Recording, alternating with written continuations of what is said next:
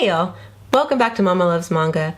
So I've already talked about this in my most recent manga chat video, but I have been filming a lot more videos for my Instagram TV channel, mainly because I love the ease of filming, editing, and uploading all on my phone. I've never really thought about how much work goes into this channel, especially because I've had a previous channel where I put a lot more work into my videos than I ever put into these.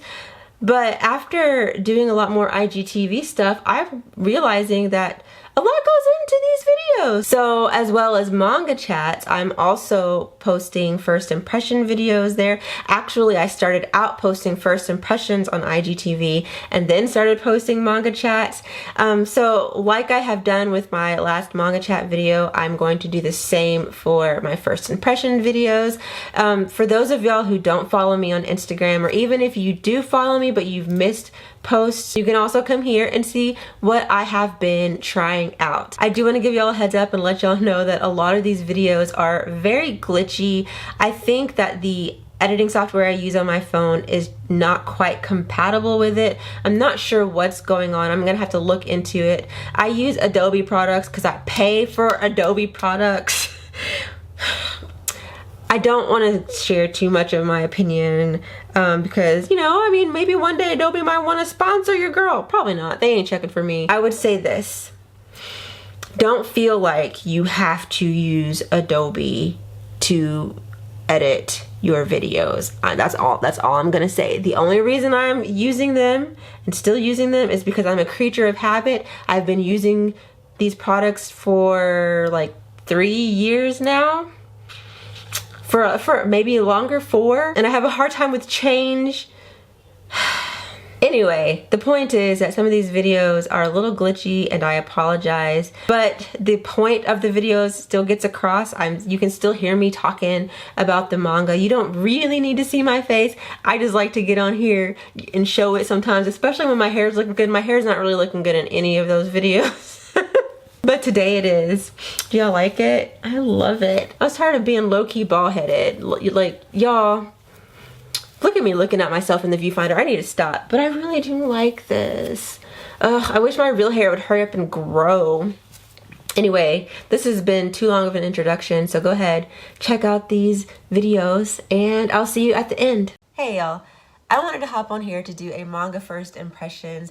Recently, my friends at Viz Media sent me an early copy of Beastars. Now, I will say that when they contacted me, I had not heard of this series at all. So I ran to Google real quick, did a little bit of searching to find out what it was about, and I was intrigued. So I went ahead and was like, hey, yeah, send it, girl. So they did.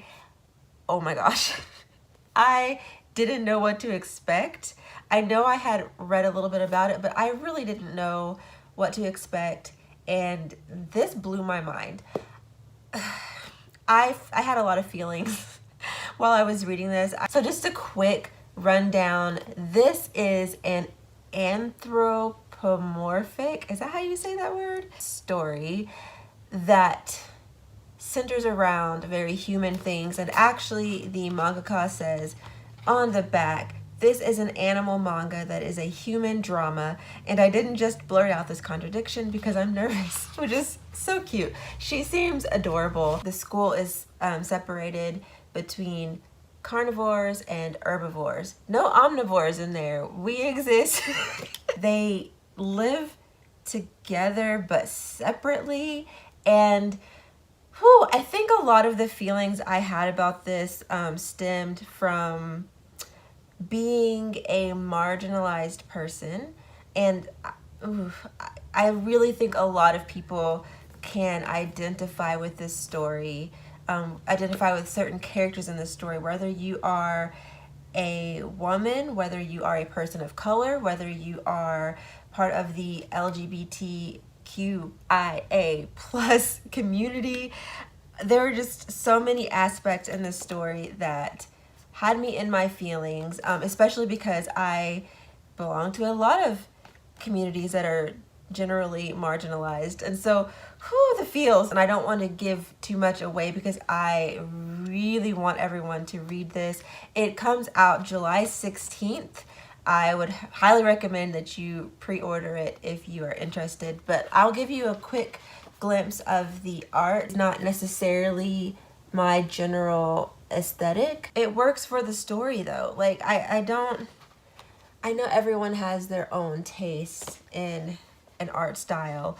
This isn't my first choice, but it just works, and you can see that the mangaka is very talented. And this is also a style I think that will appeal to even people who aren't really interested in manga generally. So yeah, I really enjoy this. I can't wait to read more of this series. I am so grateful to Viz for reaching out to me and asking me if I wanted a copy. I'm so glad that I said yes. I will absolutely be continuing on with this series and keeping y'all updated on my feelings about it. And that's it. I wanted to keep this very short. So thank y'all so much for watching, and I will see y'all in the next first impressions video here on my IGTV. If you want to see more videos from me, definitely check out my YouTube channel, MommaLuvsManga.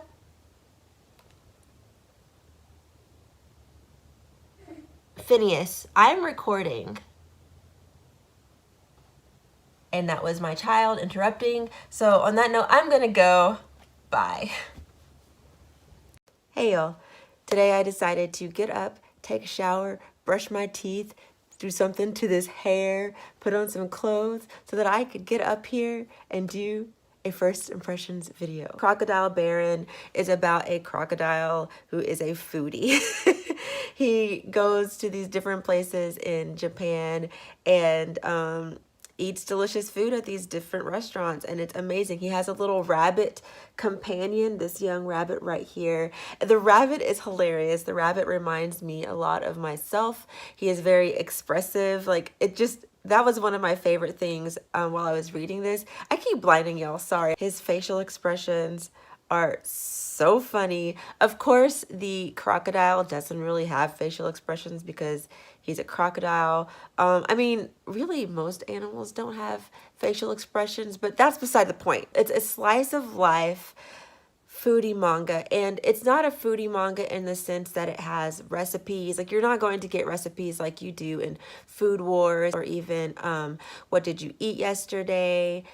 It's just watching these two anthropomorphic animals go to these different areas and try different food, and they get all philosophical, and I just love it. It's very cozy and endearing. In some ways it reminds me of the one shot by Fumi Yoshinaga called Not Love But Delicious Foods Make Me Happy. The focus is not necessarily on cooking the food, so you're not getting recipes and you're not getting to see it cooked. You're just getting to see them eat it. So if you like watching people eat and hearing their thoughts about it, I think you will enjoy this first volume. I'm actually super excited to read the other ones. I think there are only 3 volumes total, at least currently available. I laughed out loud so many times. There's a scene where they meet this, what is it, an armadillo?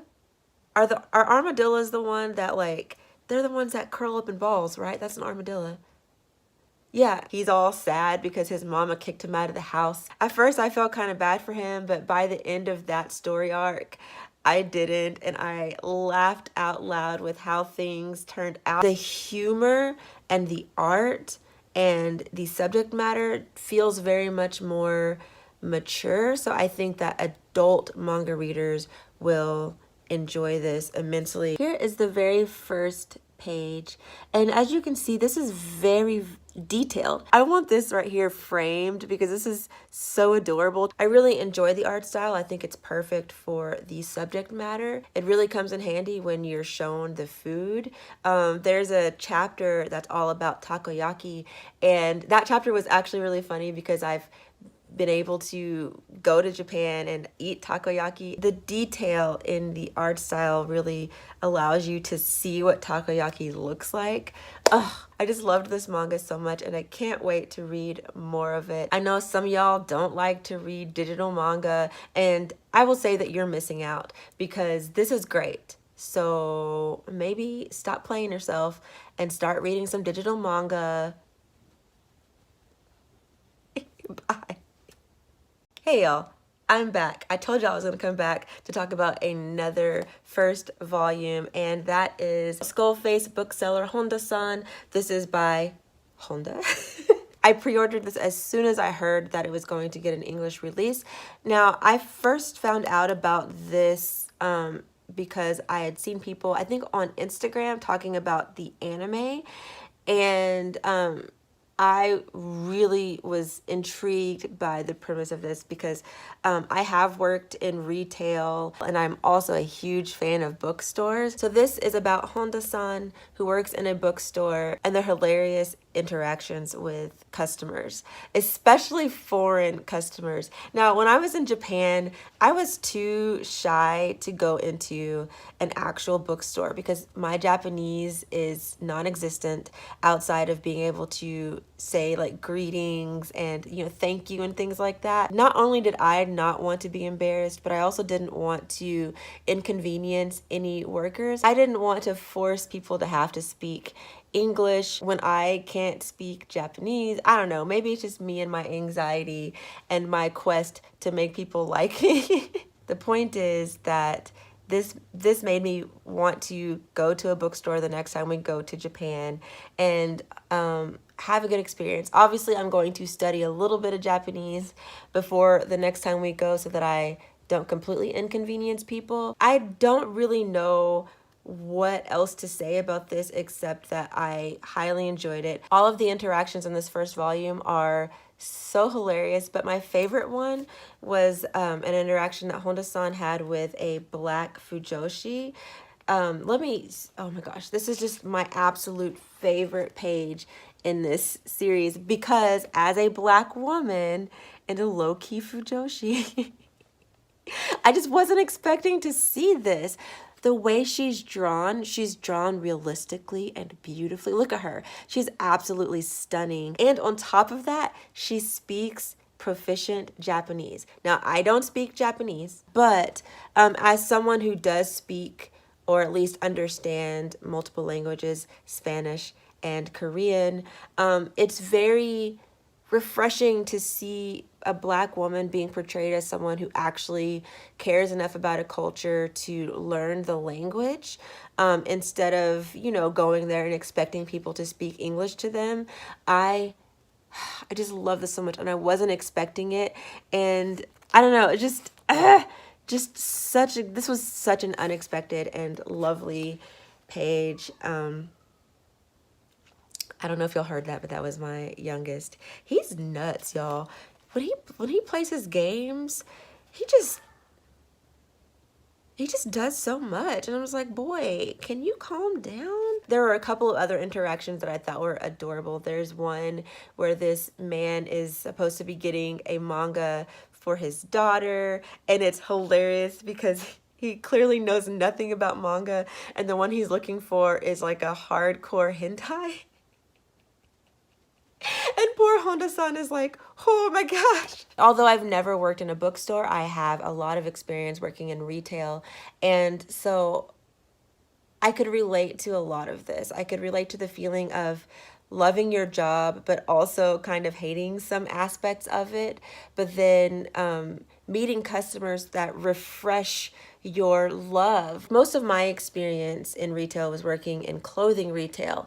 And one of my favorite but also most hated jobs was working at a lingerie store called Fredericks of Hollywood, and I loved working there so much, but there were some times when I hated my job so much. But then I would get customers that would just leave me feeling so good, especially the women who are super self-conscious, and I'd help them find like the perfect bra or the perfect piece of lingerie, and they'd come out and they're just like, oh, thank you so much, you helped me so much. Like, they felt so beautiful, and I loved that. I loved when I could help a customer find something that made them feel beautiful. And I feel like Honda-san feels the same way about being a bookseller. You know, being able to help your customer find that perfect manga, I'm just sure that feels so good.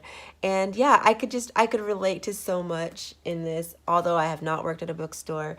And I think the next time I go to Japan, I'm definitely going to try going into a bookstore, but I'm going to go prepared. I'm going to at least learn some phrases before I do it. Yeah, I think that's all I really have to say about this. The art style real quick. The art style, sometimes it's almost sketch-like, and other times it's very detailed, and also it's very humorous. Like, and she's so pretty. Look at her, so pretty. Oh yeah, I really enjoy this. I would recommend this to people who like sort of a slice of life slapstick comedy. If you like works by Keiichi Araui, I think you will also like this because it kind of has a similar feel. So yeah, that's all I have to say. I think, again, my voice is just, it is dead. My voice is dead. And on that note, I'm gonna go. Thank y'all so much for watching, and I'll see y'all in the next one. Bye. Good. Wow, I should probably plan these things before I sit down and start talking. Hey y'all, I am here to do a first impressions video. If you saw my Instagram post about it, you know what it is already. And you also know that I was so excited that I forgot I pre-ordered it. And so when my friends at Viz reached out to me and asked me if I wanted a copy, I was like, yes, absolutely. Not thinking about the fact that I had already pre-ordered it, but that's fine. It's fine. It's totally worth it. I will be doing a giveaway in the near future. But anyway, I'm here to talk about the first volume of The Way of the Househusband by Kosuke Ono. Y'all, I knew I was going to love this. I didn't know that I was going to love it this much. This is right up my alley. So just in case you don't know anything about this series, which I'm sure you do, but you know, I'm here to do first impressions. So this is about a man who was part of the Yakuza, and he is very well known within the Yakuza. He is a very scary man, and he decided to leave it all behind in order to become a house husband for his adorable wife, might I add. I also love her. I love them both. I want to marry them and also be adopted by them. Like, I have a lot of weird feelings. And I think it's really cool to see a story about a house husband. What? Hey, I'm recording. Sir. Don't tell me to hush. You hush. I think it's really cool to see a traditionally very masculine man put in this role. And the way it's handled, it's funny, but it feels like the mangaka has some respect for housewives. He is poking fun at like the housewife, house husband thing, while also being very respectful towards it and saying like, hey, being a house person, that's work too. And it's so funny to see how his Yakuza past mixes in with his current job as a house husband. The way people react to him when he's out grocery shopping. There's a scene where he's with his wife and they're grocery shopping, and he asks the employees where they keep the white powder, the good stuff, and she's like, we don't sell that here. And his wife is like, he means flour. Let me show you the art style. The art honestly works perfectly with this story, because as you can see, Tatsu, I mean, I think first of all, I think he is sexy. He is a sexy man. There's just something about this tattooed, but look at that six pack. Oof. Whew. rugged. You know, he looks like a Yakuza. A little bit frightening, a little bit intimidating in the best way. But then his wife comes in and she's so adorable. I think anyone can enjoy it. It's not overly cutesy. It's very appealing, I think, to adults and people of all genders. I absolutely am here for this. This is something that I would recommend to a person who is around my age. If you are new here, you may not know how old I am.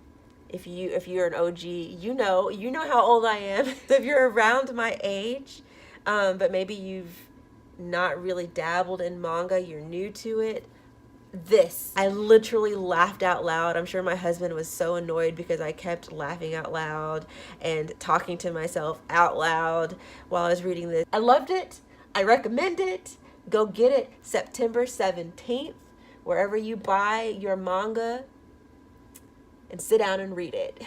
All right, so tell me, what did you think about the series that I talked about in this video? Have you read any of them? Do you love them? Do you hate them? Are there any series that you would like for me to read the first 1 to 2 volumes of and do first impressions on? Let me know. I still have a fairly sizable amount of unread manga on my shelves. Not too many. I've actually been doing a pretty good job of getting through them. So I am, despite what some of y'all may think, especially some of y'all who follow me on Twitter and be throwing shade,